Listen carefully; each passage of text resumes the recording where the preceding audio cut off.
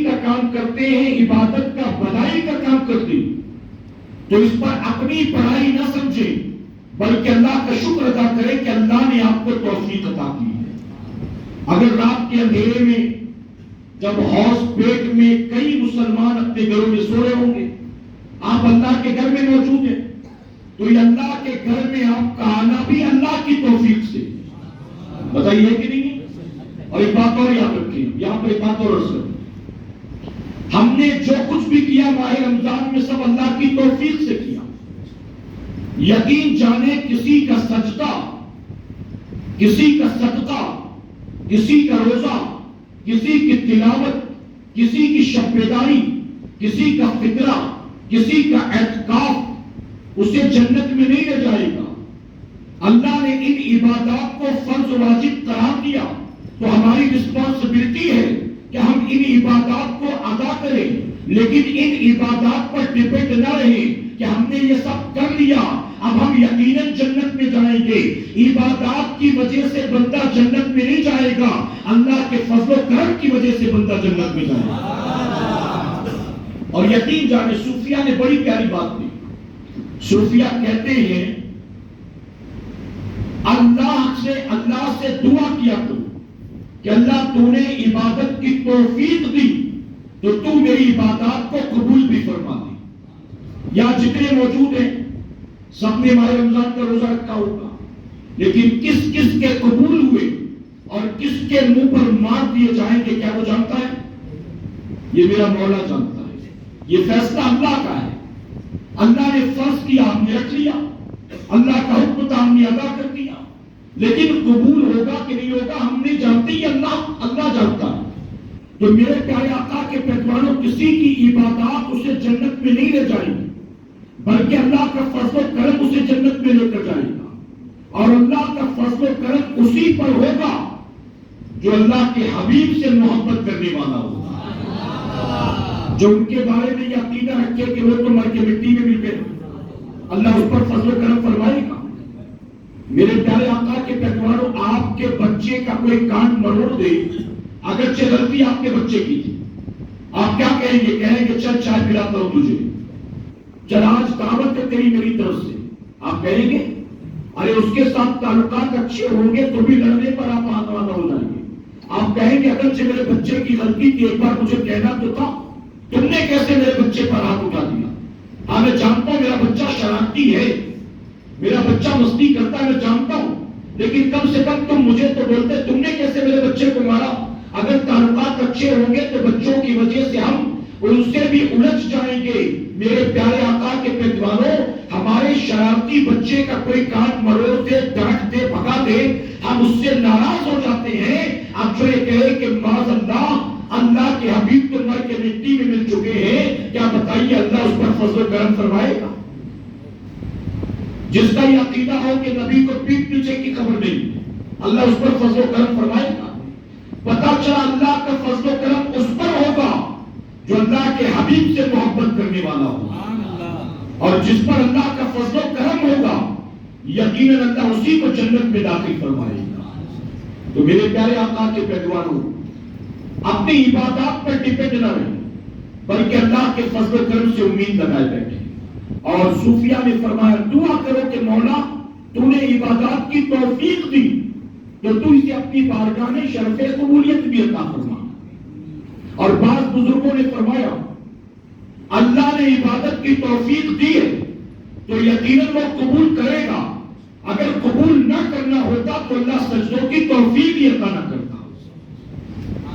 ابھی تو یار 1:15 بجے آپ اتنے تک گئے، اگر آپ تھک گئے ہوں تو پھر میں اپنی گفتگو 15 منٹ میں ختم کر دوں۔ مجھے تو کہا گیا، مجھے ہمارے ساتھی عبدالرشید بھائی نے کہا کہ آپ کے اوپر 2 بجے تک بولے، 2:15 بجے تک، 2:30 بجے تک بولے، لیکن آپ تو 1:30 بجے تک سننے کو تیار نہیں لگ رہے۔ آپ کی کنڈیشن مغرب کے بعد سے بیٹھے ہوئے ہیں کیا؟ جی کھانا نہیں کھایا جا آپ نے؟ ہاں یہ 7-8 آدمی کھائے، باقی تو بیچارے بھوکے بیٹھے ہوئے لگتا ہے۔ سیری کا انتظام ہے کیا؟ جی تو اسی لیے رات کا کھانا بھی نہیں کھایا آپ نے کہ مسجد میں سیری ہے تو پورا وہی کھائیں گے، گھر پہ کیوں کھائے؟ ایسا ہے کیا؟ نہیں نا؟ تو پھر کم سے کم سبحان اللہ تو بولے۔ عبادت کی رات ہے. آپ کہنے کہ واہ مولانا کیا بات کہی. واہ نہ کریں, سبحان اللہ کہنا. تو جتنی بار کہیں گے اتنی نیکیوں میں اضافہ ہوتا چلا جائے گا. کیونکہ غلطی آپ کی نہیں ہے, یہ پرابلم پورے انڈیا میں ہے. آپ کی غلطی نہیں ہے, پورے پرابلم پورے انڈیا کا ہے. مسلمان دنیا کے پیچھے بھاگتا بھاگتا اتنا لالچی ہو گیا نا, جب تک تھوڑا لالچ نہیں تو سبحان اللہ بھی نہیں بولتا. اگر کہیں گے نا جنت میں آپ کے نام کا ایک درخت لگا دیا جائے گا, فوراً سارے بولتے سبحان اللہ. اور جب تک جنت کا درخت دکھاؤ نہیں سبحان اللہ نہیں بولتے. یہ کچھ ملنا ہی نہیں ہے, کیا فائدہ بول کے. آپ بولو آپ ممبئی سے آئے, عبدالرشید بھائی نے اتنی دور سے بلایا تو آپ ہی بولو, ہم کائے کو محنت کریں. آپ اتنی دور سے آئے, آپ کے اوپر خرچہ ہوا تو آپ ہی محنت کرو, ہم کیوں کریں. ایسا ہے. ارے میرے بھائی میری تعریف میں ایک جملہ مت بول, سبحان اللہ بول کر نام اعمال کی نیکی تو لکھوا دے. ایک صحابی میرے آقا کی محفل میں بیٹھتے اور میرے نبی کی زبان سے جتنے جملے نکلتے ہر جملے پر داد دیتے تھے, ہر بات پر سبحان اللہ کہتے. میرے آقا کی ہر بات پر سبحان اللہ. دائیں والے کا ٹینشن نہیں, بائیں والے کا ٹینشن نہیں, پیچھے والے کا مسئلہ نہیں, کوئی بولے نہ بولے, اکیلے وہ سبحان اللہ لگے رہتے. ایک مرتبہ میرے آقا فرماتے مسکرا کر, تم میری باتوں پر مجھے داد دیتے ہو, تمہاری داد پر فرشتے تمہیں داد دیتے. جب تم سبحان اللہ بولتے ہو تو فرشتے تمہاری سبحان اللہ پر سبحان اللہ بولتے ہیں. تو ہم بھی اس نیت سے بولیں کہ کم سے کم فرشتے نہ بھی بولیں, 4 بار سنے گا بازو والا تو بولنے لگے گا.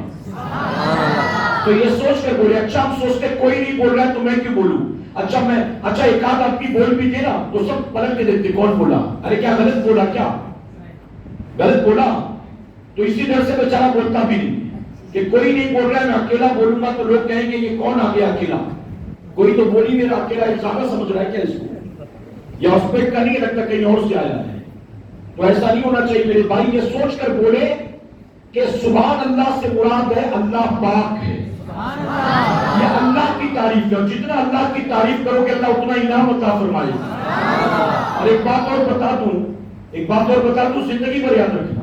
میرے آقا فرماتے ہیں جب تک اللہ اپنے بندے کا پہلی مرتبہ اللہ کہنا قبول نہیں کرتا تب تک دوسری مرتبہ اللہ کہنے کی توفیق ہی نہیں دیتا. یعنی اگر کسی نے 10 بار کہا سبحان اللہ تو میرے نبی فرماتے ہیں اس بات کی گارنٹی ہے پہلے کا 9 بار کہنا اللہ نے قبول کر دیا, اس لیے 10ویں بار کی اللہ نے توفیق عطا کر دی. اور اسی لیے میں کہتا ہوں سنی دعوت اسلامی کے اجتماع میں جو پابندی سے آتے ہیں نا, اگر پچھلے ہفتے آیا تھا, اس کے پہلے بھی آیا تھا اور اس ہفتے بھی آ گیا, تو اس ہفتے آپ کا آنا اس بات کی ضمانت ہے کہ اللہ نے پچھلے ہفتے آپ کا آنا قبول فرما لیا. اگر پچھلے ہفتے آپ کا آنا قبول نہ ہوتا, اللہ اس ہفتے بھی آنے کی توفیق نہ دیتا. تو میرے پیارے آقا کے پیغمبروں جب اللہ کا ذکر کرے تو بس اس نیت سے کرے کہ مجھے اللہ کو راضی کرنا. اچھا اس چکر میں بھی مت پڑا کرے اتنا ملے گا کہ اتنا ملے گا کہ اتنا ملے گا, اس چکر میں نہیں پڑنا. کتنا ملے گا مولا تو جانے, میں تو تیرا ذکر اس لیے کرتا ہوں تاکہ تو راضی ہو جائے. اور جب اللہ راضی ہو جائے گا تو بتائیے پھر کوئی ناپ توڑ کر انعام دے گا؟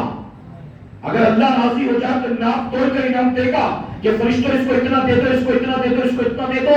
میرے پیارے آقا کے پیغمبروں فرمایا گیا جو بندہ گن گن کے دیتا ہے اللہ بھی اس کو گن گن کے دیتا ہے, اور جو بندہ بے حساب دیتا ہے اللہ بھی اسے بے حساب عطا فرماتا ہے. تو میں 100 بار بولا کہ 200 بار بولا, ٹینشن نہیں لینا, بس اللہ کا ذکر کرتے جاؤ کہ انشاءاللہ. اچھا یہ آج کی شب کون سی شب ہے؟ 29ویں شب ہے. کون سی ہے؟ 29ویں. اگلے سال بھی آئے گی نا, 2026 میں بھی آئے گی, 27 میں بھی آئے گی, ہمیں پھر ملے گی, اس کی کوئی گارنٹی ہے؟ انشاءاللہ آپ نے کہا اچھی بات ہے, یعنی اگر اللہ نے چاہا تو ہمیں پھر ملے گی. اگر آپ کہیں گے انشاءاللہ تو اس سے مراد اگر اللہ نے چاہا تو, لیکن کیا کوئی گارنٹی ہے کہ ہمیں ملے گی؟ ہم نہیں جانتے, مولا جانتا ہے. ہمیں اس رمضان شریف کے بعد اگلا رمضان شریف ملے گا, اس کی کوئی گارنٹی ہے؟ نہیں. ہمیں 27ویں شب ملے گی, ہمیں معلوم ہے. میرے پیارے آقا کے پیغمبروں, آج آپ نے تراویح کی نماز پڑھی, جنہوں نے پڑھی کہ الحمدللہ, دیکھیں کتنے ایماندار ہیں. یہ 17-18 آدمی بولے, باقی جنہوں نے نہیں پڑھا انہوں نے نہیں بولا. ماشاءاللہ, اللہ سب کو جزائے خیر عطا فرمائے. جنہوں نے سمجھا نہیں ان کو پھر ایک بار موقع دیتا ہوں. جنہوں نے تراویح کی نماز آج پڑھی وہ کہے الحمدللہ. آج آپ نے تراویح کی نماز ادا کر لی. اب مان لیجیے کل مغرب کے بعد چاند ہو گیا عید کا, تو پھر کل پڑھیں گے تو یہی آخری تراویح ہو گئی. اور ہمیں تو نہیں پتا کہ یہ آخری تراویح اسی سال کی ہے کہ زندگی کی ہے. ہمیں پتا ہے؟ نہیں پتا نا. میرے پیارے آقا کے پیروانوں, میں تو لوگوں سے کہتا ہوں سحری کے لیے بیٹھو دسترخوان پر تو سحری کو بھی زندگی کی آخری سحری سمجھ کر کھایا کرو. مولا تیری رضا کے لیے میں نے سحری کھا لی روزہ رکھنے کی نیت سے. اب یہ افطار تک میں زندہ رہوں گا کہ نہیں رہوں گا میں نہیں جانتا, یہ تو جانتا ہے. اور اگر افطار کے دسترخوان پر بیٹھ جاؤ تو اللہ کا شکر ادا کرو کہ مولا دن کا روزہ مکمل ہو گیا اور تو نے افطار کا بھی موقع عطا کر دیا. اب دوبارہ سحری نصیب میں ہوگی کہ نہیں میں نہیں جانتا. اب دوبارہ روزہ نصیب میں ہوگا کہ نہیں جانتا. اب دوبارہ افطار نصیب میں ہوگا کہ میں نہیں جانتا. میرے پیارے آقا کے پیروانوں, ہر روزے کو زندگی کا آخری روزہ سمجھے, ہر سحری اور افطار کو زندگی کی آخری سحری اور افطار سمجھے, ہر تراویح کو زندگی کی آخری تراویح سمجھے. اور جب ایک مسلمان کے دل و دماغ میں یہ فکر اور یہ جذبہ بیٹھ جائے گا تو نہ وہ روزہ چھوڑے گا, نہ تراویح چھوڑے گا, اور نہ وہ نمازیں قضا کرتا ہوا نظر آئے گا. تو میرے پیارے آقا کے پیروانوں, عبادات کریں لیکن ڈیپینڈ عبادت